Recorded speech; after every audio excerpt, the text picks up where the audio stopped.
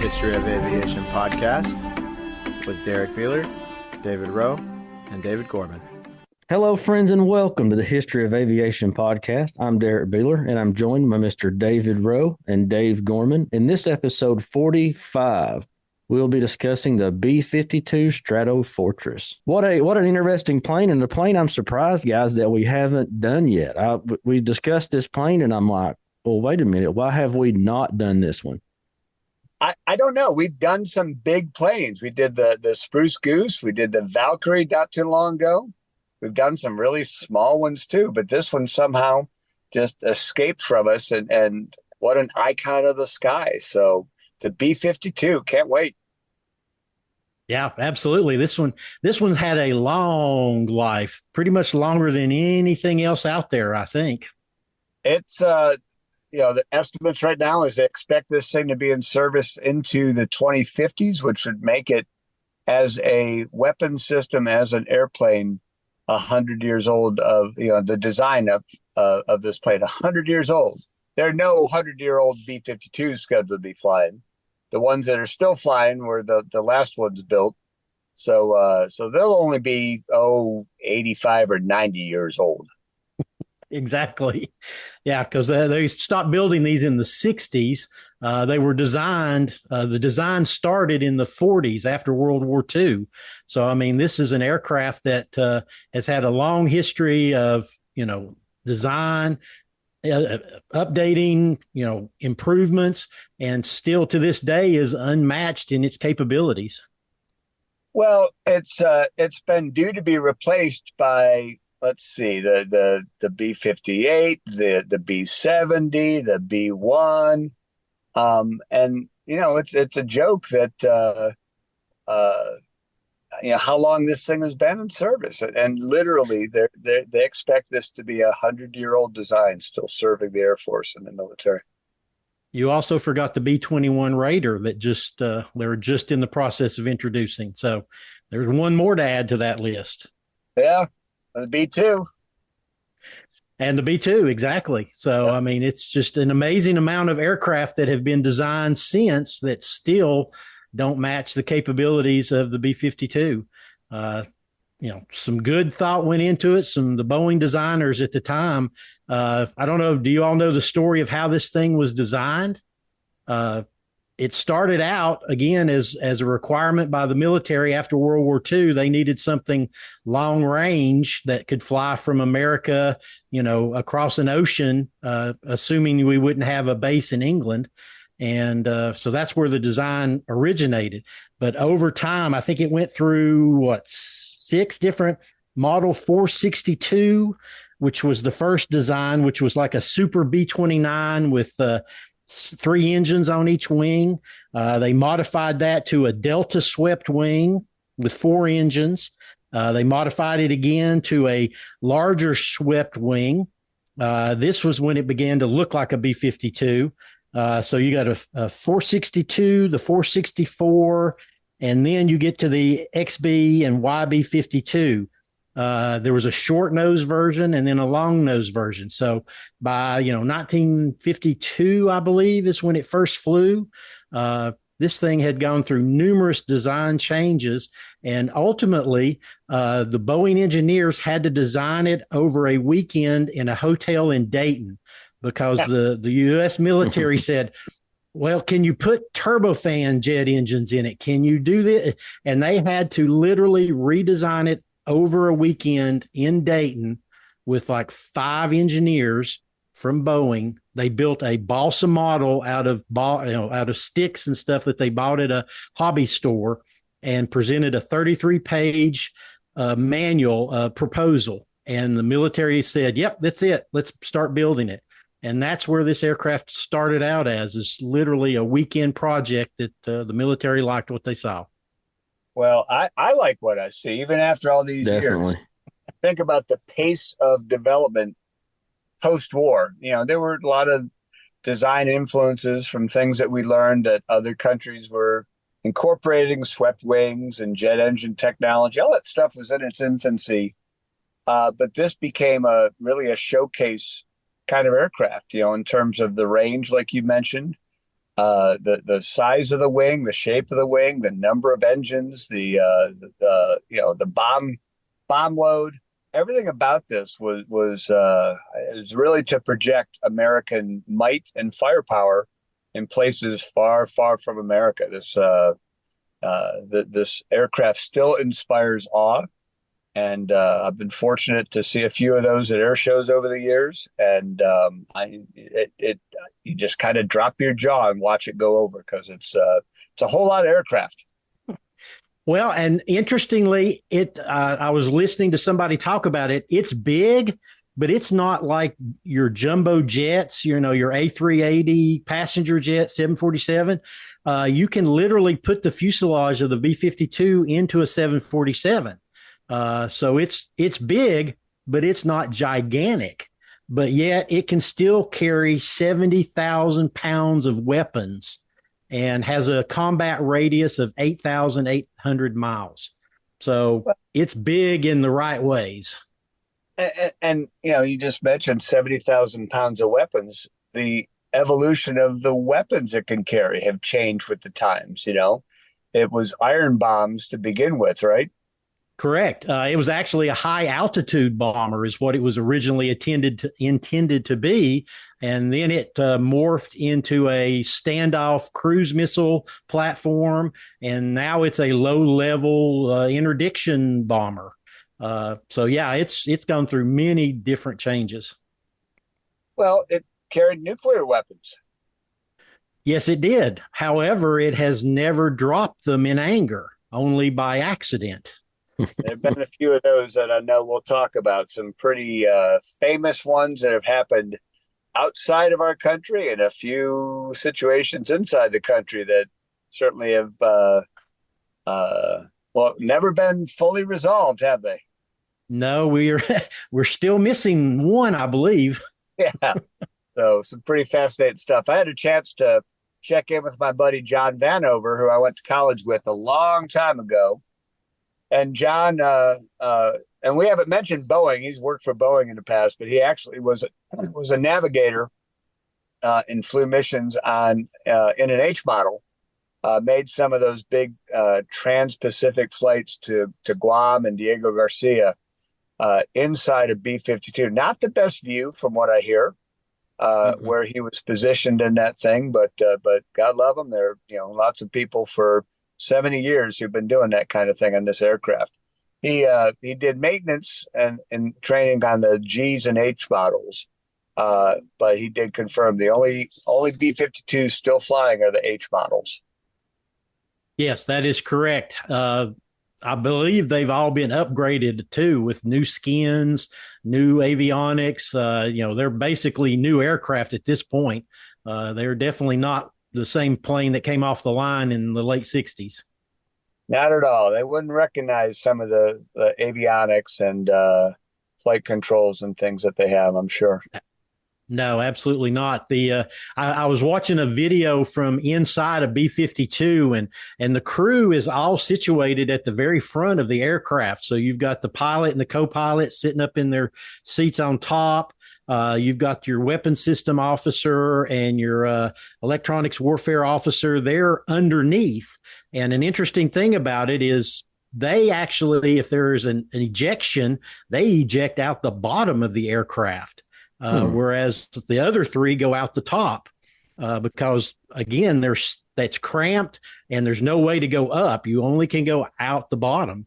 So they have a minimum altitude for ejection on those bottom two seats.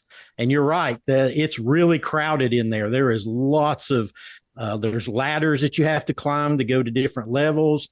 As a matter of fact, one of the things there was a pilot talking about they had a passenger and they had to sit on the toilet seat because that was the only space available for them to sit on the flight.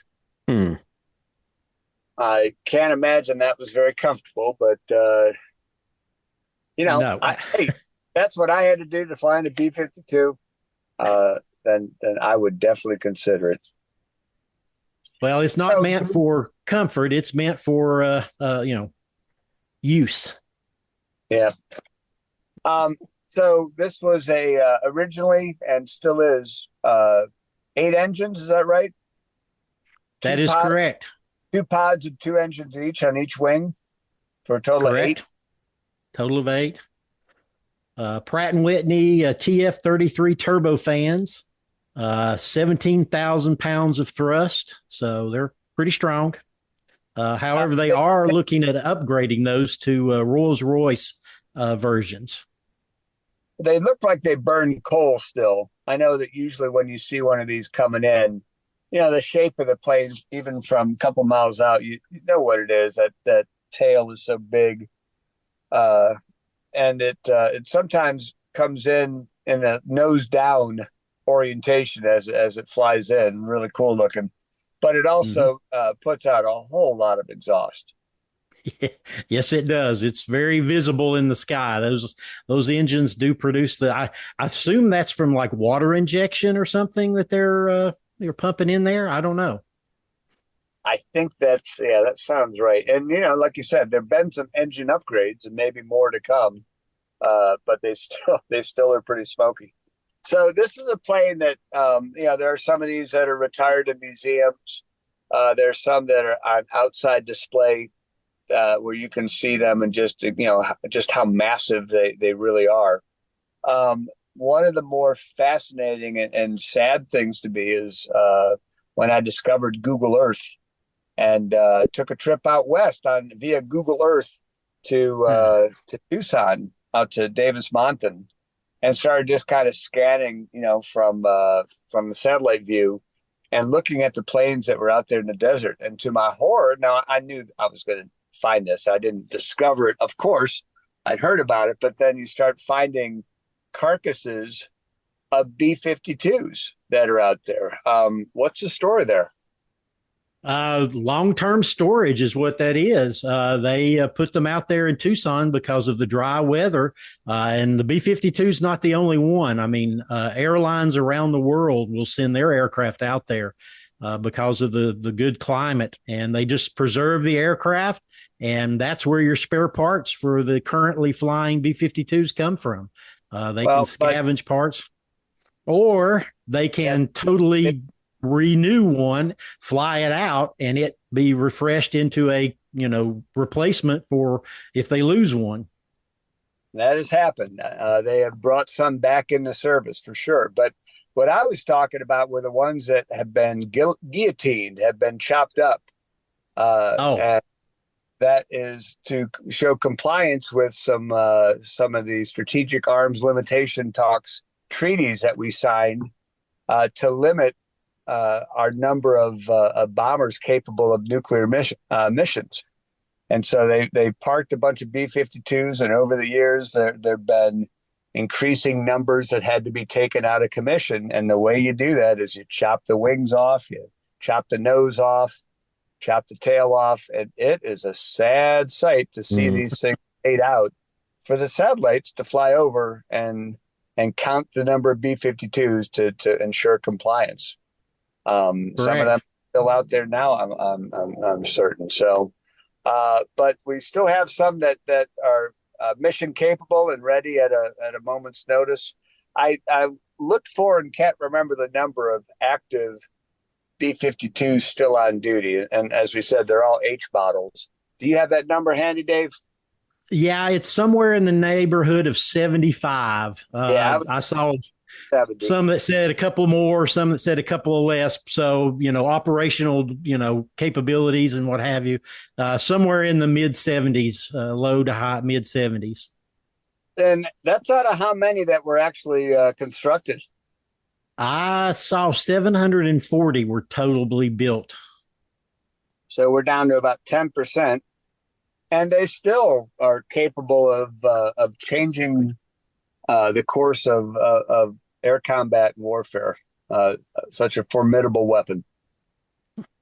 Well, as a matter of fact, this is a new thing to me. Did you know that the B-52 is the last bomber that is credited with an air-to-air shoot down in Vietnam? There were 2 different turret gunners that shot down MiG-21s. So it is the last aircraft to shoot down, a bomber aircraft to shoot down another airplane. I think the arrangement was at 4 50 caliber machine guns in the tail? That is correct. I believe they were remotely operated. In the early models, they did have a tail gunner that sat in the back like your traditional B-17 or B-24. But the later models, I think G was the last model that actually had a tail gun, and those were remotely operated from up in the crew cabin. So, and one of the interesting things is one of the planes that shot down a MiG-21 was called Diamond Lil, which is the same name as a B-24 that currently flies around. So I did not know that. You know, you mentioned something that I've always found fascinating too, because nose art seems to be kind of a lost thing with a lot of modern military aircraft. I mean, there's squadron markings, and you've got A-10s from, I think, Indiana that have the snake markings and things like that are pretty awesome to see. But there are a lot of B-52s that flew with nose art, certainly in Vietnam and afterwards, right? That is correct. Yeah, there were a few that got by with it, but the Air Force kind of frowns on it today, so we don't get to see that hardly at all. Well, if you wanted to see it, they have a display that I believe is still in place up at the Air Force Museum in Dayton. It was the last time I was there. They've got some preserved nose art and panel art from a bunch of B-52s that is really fascinating to see the work and you know the esprit de corps, the pride that those crew members have in their aircraft. Yeah, absolutely. So this aircraft has served in the Vietnam War, and then it served admirably in the Gulf War. Again, a time where a lot of people thought it would be replaced by the 1990s, and it still was a major part of the war effort in the Gulf, wasn't it? Yeah, it absolutely was. As a matter of fact, it was one of the first aircraft to fly in and strike targets. It was a part on, let's see, 16th of January, 1991, a flight of B-52Gs flew from Barksdale Air Force Base in Louisiana, refueled en route, struck targets in Iraq, and returned home. A journey of 35 hours and 14,000 miles round trip just to strike a target. So pretty impressive work there. That was a message that we wanted to send that was pretty important. And I can remember from back then seeing video of some of the people who were on the ground who were in danger of catching, death from above, quite literally, showing these guys on walkie-talkies and looking up in just absolute abject terror at the contrails at 45,000 or 50,000 feet. They knew what that was, and they did not know where they were. So, yeah, just impressive machine that projects power across the world. It's actually flown around the world, set a world record for flying around the world. What was that? That was Operation Power Flight in January of 1957. Nonstop flight around the world, 45 hours and 19 minutes. 3 B-52s did that together. Wow. That's pretty tremendous. And again, while we set the record, that also demonstrated that it didn't matter where you were within reach of the B-52s. So straighten up. Yeah, exactly. Power reach. That's what it was all about. Going back to the Gulf War, they B-52s flew combat sorties, firing AGM, CAL-CM standoff missiles, and successfully destroying 85 or 95% of their targets. They flew about 1,620 sorties and delivered 40% of the weapons dropped by coalition forces. So, that's a lot of munitions being dropped in that area. Yeah, not bad for something that they have been trying to retire. Exactly.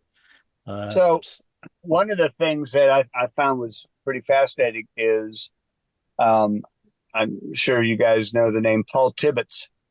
Yes, definitely. Absolutely. Yeah, who flew the Enola Gay.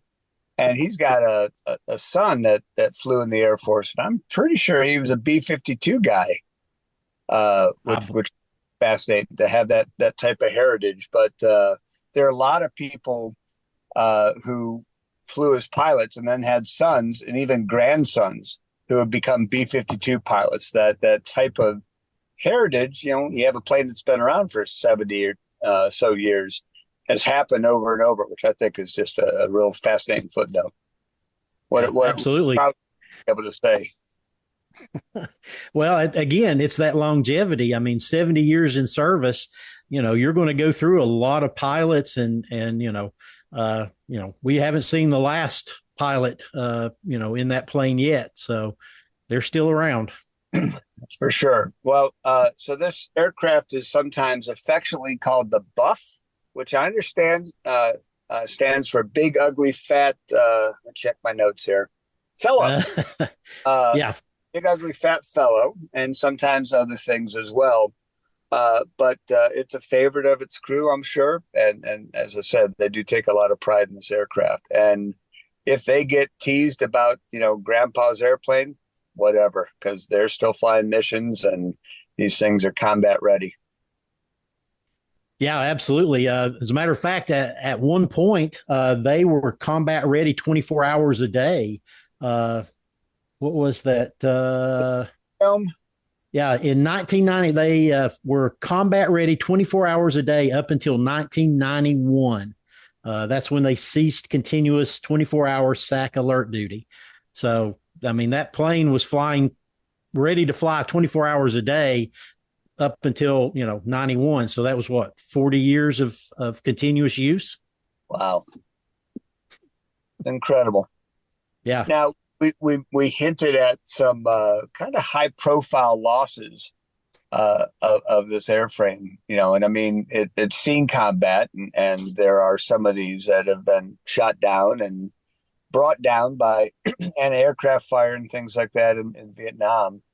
There have been some other losses, just operational. There have been some, there's a kind of famous photograph of one of these flying without its tail. They lost it to severe turbulence and still landed. And I believe survived. But the story that I always found pretty fascinating, and there are really two of them. There was the collision with the refueling tanker over Spain, over Palomares, and then the loss of was it a B-52, Dave? I'm all of a sudden starting to wonder. I should have checked my notes again. It lost the bomb in Georgia, or was that a 47? The one that I know of is Goldsboro, North Carolina, which was the 52. Okay, that's it. That's the one. Okay, I knew there was one, and I think there was one that was coastal Georgia that might have been a 47.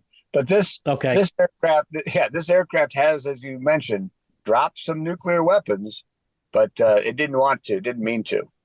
Oops. Correct. They were involved in accidents that caused issues. The one in Goldsboro is the one that came closest to us having a nuclear disaster in the United States. From what I understand, there were two bombs that were dropped. There was apparently a fire in the wing, and that caused the plane to go out of control. The crew ejected, and the two nuclear bombs were on the pylons underneath the wing, and they fell away. One, they were parachute bombs, so they parachute opened and they came to the ground. One landed upright. The second one, apparently the parachute failed, and it hit the ground and disintegrated, for lack of a better term. But what was interesting was, from what I read, that there's like 4 things that have to happen for a nuclear bomb to explode, and 3 of the 4 things happened to one of those bombs. So we were one step away from a nuclear explosion in the United States. Goodness. That's how close we were. That's unbelievable. And I know after the collision over in Spain, there was one that was lost at sea, and they had to bring in the submersibles to recover it. And it took some time, but they finally did. They also had some nuclear material that leaked out on the ground. They had to bring back dirt from Spain that was contaminated as part of the cleanup to bring it back to the U.S. So, and from what I read, it's still slightly radioactive in that area. So if you go over there and test it, you can still get some radioactive background. Now, I got to tell you, the first time I really became aware of this aircraft was not wartime stuff. It was because it was dropping rocket planes out in the high desert. Exactly. That I just thought was, what a fascinating thing to look at that plane with all that lift capability and say, hey, if you take us up there, we could save a lot of fuel. We don't have to worry about being able to take off from the desert. We can get a ride up there, and you can drop us off. So this aircraft dropped X-15. I think exactly. I think all 199 missions, I believe, were dropped by B-52s, right? That as far as I know, yes. I'm not aware of anybody else dropping it. Yeah, and there were other NASA. There were other missions that they took off, and for whatever reason, were they decided they scrubbed the drop, but they still had they got carried up to altitude and everything. Yeah, NASA had two B-52s. The NB-52A, the high and mighty one, and NB-52B, the Challenger, also known as Balls 8. And they worked with all those X-series aircraft, lifting them up to altitude to, run those tests for that program. Pretty fascinating use for a historic aircraft. Absolutely. I believe. Go ahead. I was going to say, I believe the one of those B-52s is still on display that you can see. I forget where I read that. Maybe California or Louisiana, something. Yeah, I don't remember now. I believe it's at the gates at Edwards. Okay, that's where it's at. Yeah, I think they have them there. The other thing that I think is fascinating is just landing gear and those pogo struts on the wingtips. Can you tell a little bit about the crab walk this thing does?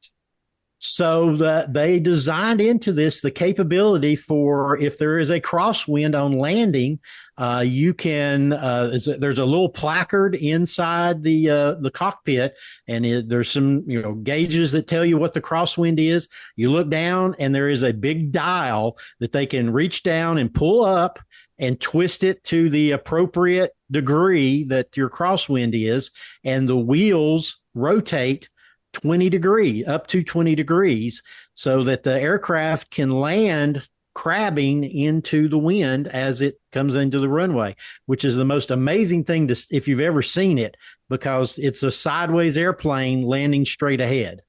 I think about the orientation, the crew orientation. And so in that same conversation, they're like, hey, your ejection seat goes down, but you also land at a 20 degrees, sideways. Yeah. So it's got some cool things. Sorry about the ejection seat, but Yeah, well, there's only so much you can do. Well, as there's clearly the capabilities of this aircraft far exceeded what those five engineers in a hotel room in Dayton came up with. Boy, did exactly. They hit it out of the park. If you ever get a chance to see one of these things in person, whether it's flying overhead, and some of these do pass over East Tennessee where we are. I have actually seen two of them in the last month, which is amazing. Yeah. Never see them before, and have seen a couple in the last month. Well, that is fantastic. And those of you who track things on ADSB, they've got a really cool, the B-52 silhouette is clearly a B-52. You look down around Barksdale in Louisiana, that's where I often see them. But they head west a lot more than they head northeast. So we were lucky to have them. Absolutely. Glad to see them and love to see a picture. I actually got one refueling. That was the cool part, was he was being refueled while he was flying over. So great stuff to see. Fantastic. I've got a couple of things here. Do you know a famous movie that revolved around a B-52? Well, let's see. I'm thinking fail safe, but I think that was supposed to be, was that a B-52 or a 58 with James Earl Jones? I'm not sure on that one. So Go. Dr. Strangelove, of course. That's the one. Dr. Strangelove, Stanley Kubrick's 1964 black comedy. How I Learned to Stop Worrying and Love the Bomb. Well, think about Slim Pickens riding that thermonuclear device to his demise, whooping it up. Exactly. Yeah, it's if you haven't seen it, go see it because it's really good. Another thing that's interesting, the B-52 is not only about an airplane, it's also about a hairstyle from the 1960s called the Beehive, or the B-52. And most importantly for me, anyway, is there's a popular band that I listen to called the B-52s. Yes, one of my all-time favorite bands. They took their name after the hairstyle, not the aircraft. But, do you listen to them? But you mentioned seeing two B-52s in the air, but you saw a few other B-52s on a concert stage not long ago, right?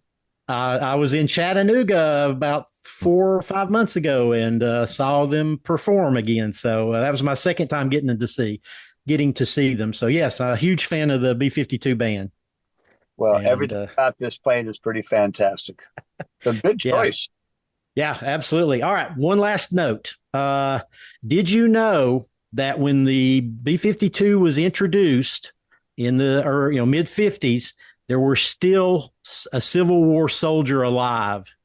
And today, the last B-52 pilot has not been born yet. So we talk about longevity. This plane has existed since there were Civil War soldiers to we don't know who is the last guy or gal that will be flying this aircraft. Fantastic. I don't guess there's ever been a B-52 demonstration team like the Blue Angels or the Thunderbirds, but I would pay to see it. Oh, absolutely. Yeah. And you mentioned David Rowe catching that refueling B-52 there. That's over on Aerophile, correct? That is correct. You can find it on my Aerophile Facebook page, and it will eventually make its way to my Aerophile website. I've got lots of great videos on my Aerophile YouTube channel. As a matter of fact, I just had a Monday, 2 Blackhawks, 2 Super Stallions, and a Chinook, all at my local airport within about an hour and a half time period. And there's big video coming out of that. Ooh. I think I've heard enough from you. All right, I'm done. And Dave Gorman, where can folks catch up with you on social media, etc.? I don't know why they would want to. They got Aerophile, but for those people who feel sorry for me and want to see what's happening, they can try Gormania on YouTube. Gorman is my last name, then an IA at the end. Gormania, and check out videos there. I do have some music. I don't think I have any B-52s from the musical band, but I may have 1 or 2 flying over at air shows at Oshkosh, things like that. I'm on Instagram at It's Dave Gorman. So check it out there if you want to. Good deal. In the History of Aviation podcast, oh boy, here we go. We have the Facebook group page, Dave Gorman. We do. You can join up there and get all the latest happenings. We always post some great art, as always, by Mr. David Rowe on what's coming up next. Same on our Instagram page, Twitter, our website. Everything's listed down below. Sure did enjoy it, guys. Absolutely. Yeah, fun stuff. Such an American icon. And by the way, one last factoid, David, there's been no other country to fly this plane, right? No, this is an American-only aircraft. That isn't very. I mean, that's happened with some other. I mean, the B-47 and the B-58 as well. Right. But it's something that's been around that long, and we never exported that sucker. We kept it close. No, we kept it close to home, except when it needed to go elsewhere. Yeah, 8,000 miles or more at a clip. So impressive aircraft. Go see one. Yes, lots of them out there. They're all over the country. You can see them everywhere. That is the way to do it. For David Rowe, Dave Gorman, I'm Derrick Beeler. Thanks for listening to the History of Aviation podcast. Oh, a microphony. And a phony at the mic. Hello, friends, and welcome to the History of Aviation podcast. I'm Derrick Beeler, and I'm joined by David Rowe and Dave Gorman. In this episode 45, we'll be discussing the B-52 Stratofortress. I knew I was going to mess that up because I practiced it too much. Let me do that again. Stratofortress. Hello, friends, and welcome to the History of Aviation podcast. I'm Derrick Beeler, and I'm joined by Mr. David Rowe and Dave Gorman. In this episode 45, we'll be discussing the B-52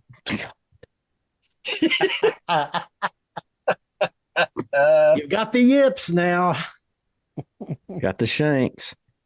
Hello, friends, and welcome to the History of Aviation podcast. I'm Derrick Beeler, and I'm joined by Mr. David Rowe and Dave Gorman. In this episode 45, we'll be discussing the B-52 Stratofortress. How about it, guys?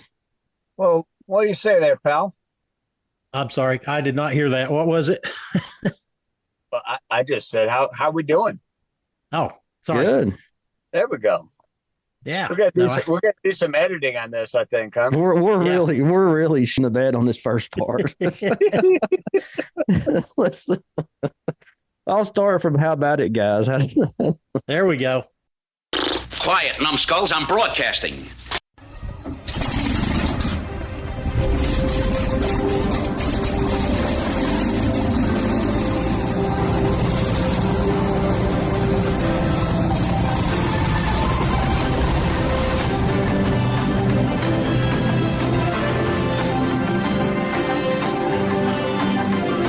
This is Joe Morse. You are listening to the History of Aviation podcast with Derrick Beeler, David Rowe, and David Gorman.